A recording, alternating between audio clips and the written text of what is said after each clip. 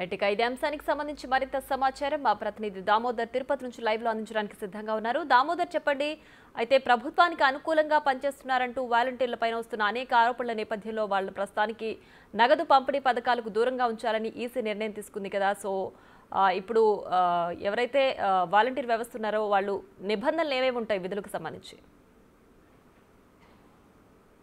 ప్రియా, ఏదైతే వాలంటీర్ వ్యవస్థకు సంబంధించి రాష్ట్రంలో అత్యధికంగా ఎన్నికల ప్రచారంలో కానీ ఎన్నికలకు అధికార పార్టీకి అనుకూలంగా పనిచేస్తున్నారనే నెపం మీద సుమారు 100 మందికి పైగా వాలంటీర్లను ఒక ఉమ్మడి చిత్తూరు జిల్లాలోనే విధుల నుంచి తొలగించిన పరిస్థితి. మరోవైపు ఏదైతే వాలంటీర్ల విధులకు సంబంధించి ఇంటింటికి పెన్షన్ పంపిణీ చేయడము, ఇంటింటి నుంచి చెత్త పన్ను వసూలు చేయడం, అదేవిధంగా ఆ ఇంటింటి వివరాలు సేకరించి ప్రభుత్వానికి ఇవ్వడం, ఇవే వారి విధులు. అయితే కొంత పరిధి దాటి వ్యక్తిగత స్వేచ్ఛకు సంబంధించి వివరాలు కూడా సేకరిస్తున్నారనే ఆరోపణలు వచ్చాయి. దీంతోపాటు ఓటు నమోదులో కూడా వీరు కీలకంగా వహించారు. మొత్తం మీద అయితే ఎన్నికల కమిషన్ తీసుకున్న చర్యలు చాలామంది హర్షిస్తున్నారు. మనతో ఈ విషయాల గురించి మాట్లాడడానికి సీనియర్ జర్నలిస్టు లక్ష్మీపతి ఉన్నారు. ఆయన అడిగి తెలుసుకున్నాం. చెప్పండి, ఈ వాలంటీర్ వ్యవస్థ మీద ఎన్నికల కమిషన్ విధించిన నిబంధనలు కరెక్ట్ అని అంటారా?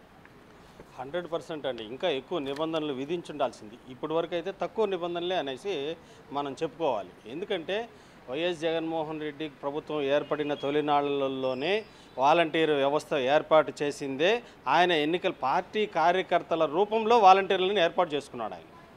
ఇది ప్రభుత్వానికి జనాలకి సేవ చేయడం కోసం కాదు. సేవ చేయాలనుకుంటే 5,000 రూపాయలకి వచ్చి ఎవరు సేవ చేయరు, ఉద్యోగం చేయరు. 5,000 రూపాయలకి ఉద్యోగం చేస్తున్నారంటే అర్థమైంది వాళ్ళ కార్యకర్తలే. వాలంటీర్ల వ్యవస్థని మొదటి నుంచి కూడా మనం అందరూ కూడా వ్యతిరేకిస్తూనే వచ్చారు. దానికి తగిన విధంగానే వాళ్ళ మంత్రులు అందరూ కూడా ఏంటంటే వైకాపా కార్యకర్తలే మీరు విస్తృతంగా ప్రచారం చేయండి, జనాలకి డబ్బులు పంచండి అనే లెక్కలో పెన్షన్లు ఇవన్నీ కూడా వాళ్ళ ద్వారానే పంచడం. దాంతోపాటు కూడా ప్రమాదకరమైన రీతిలో ఇటీవల ప్రభుత్వం చివరి దశలో కులగణన చేపట్టింది.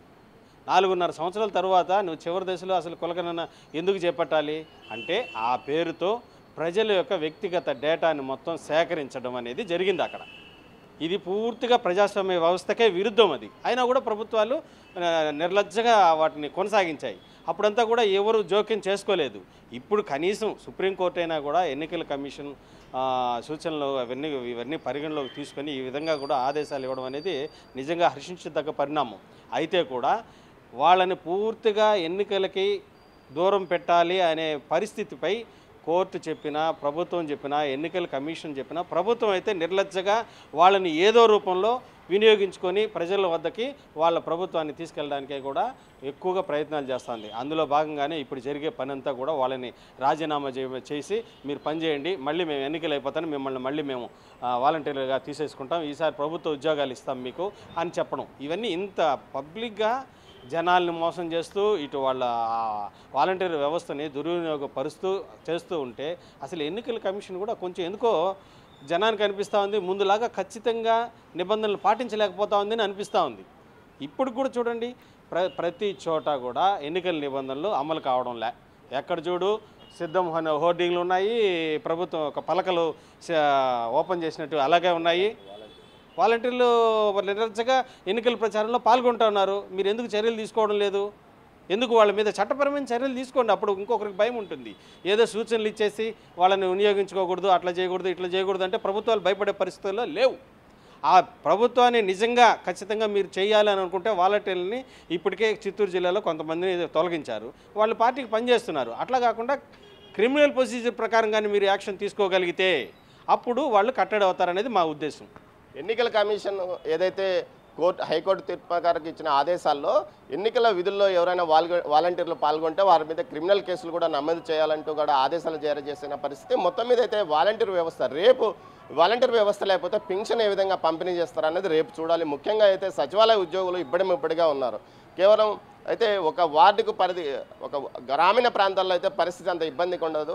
నగర ప్రాంతాల్లో వాలంటీర్లు అయితే పెన్షన్ పంపిణీ ఈజీగా జరిగేది. కేవలం 50 గృహాల్లో కేవలం 10 నుంచి 5 మంది 15 మంది మాత్రమే పెన్షన్ తీసుకునే వాళ్ళు ఉండేవాళ్ళు. వారికి పెన్షన్ ఈజీగా ఇచ్చే అవకాశం ఉండేది. కానీ ప్రస్తుతం కొంత ఇబ్బందికరంగా మారుతుందని సచివాలయ ఉద్యోగులతో పాటు ఏదైతే పెన్షన్ దానికి సంబంధించిన డిఆర్డీఏ అధికారులు కూడా అంటున్నారు. మొత్తం మీద అయితే వాలంటీర్లను విధులకు దూరంగా ఉంచాలని ఎన్నికల కమిషన్ ఆదేశించిన ఆదేశాలను మాత్రం అటు ప్రతిపక్షాలతో పాటు పాటు మిగతా వాదులంతా ప్రజాస్వామ్యవాదులంతా హర్షిస్తున్న పరిస్థితి. ముఖ్యంగా ఏదైతే వ్యక్తిగత స్వేచ్ఛ ఇప్పటికే వ్యక్తిగత వివరాలు పూర్తి స్థాయిలో వాలంటీర్ల వద్ద ఉన్నాయి, అదేవిధంగా పార్టీ కార్యాలయాలకు కూడా చేరుకున్న పరిస్థితి. ఈ పరిస్థితుల్లో వాలంటీర్లు ఉన్నా లేకున్నా వారికి ఏం భయం లేదంటున్నారు. మరికొంతమంది వాలంటీర్లు తెలివిగా అటు అధికార ప్రతిపక్ష పార్టీలకు తమ దగ్గర ఉన్న వివరాలను ఏకంగా అమ్మివేసుకున్న పరిస్థితి కూడా కనిపిస్తుంది. ప్రియా, మొత్తం మీద అయితే వాలంటీర్ వ్యవస్థ చాలా వరకు ఎన్నికల సమయంలో దుర్వినియోగం అవుతుందని ప్రజలు కూడా అభిప్రాయపడుతున్నారు. దీంతోపాటు ఏదైతే వాలంటీర్ల వ్యవస్థ వల్ల వ్యక్తిగత స్వేచ్ఛ కూడా హరించుకుపోతున్న పరిస్థితి, వ్యక్తిగత వివరాలన్నీ ప్రభుత్వం వద్దకు కానీ అటు ఎవరికి కావాల్సింటే వారి వద్దకు యథేచ్ఛగా చేరుతున్న పరిస్థితి కనిపిస్తుంది. ఇలాంటి పరిస్థితుల్లో ఈ వ్యవస్థ అవసరం అంటూ కూడా ప్రజాస్వామ్యవాదులు ప్రశ్నిస్తున్నప్పటికీ వాలంటీర్ల వల్ల అనేక మేలు జరిగాయని ప్రభుత్వాలు చెప్తున్న పరిస్థితి. మొత్తం మీద అయితే ఏపీలో వాలంటీర్ల వ్యవస్థ ఒక వివాదాస్పదమైన వ్యవస్థగా మారిందని మాత్రం చెప్పవచ్చు. Priya. Right Damodar, thanks for the updates.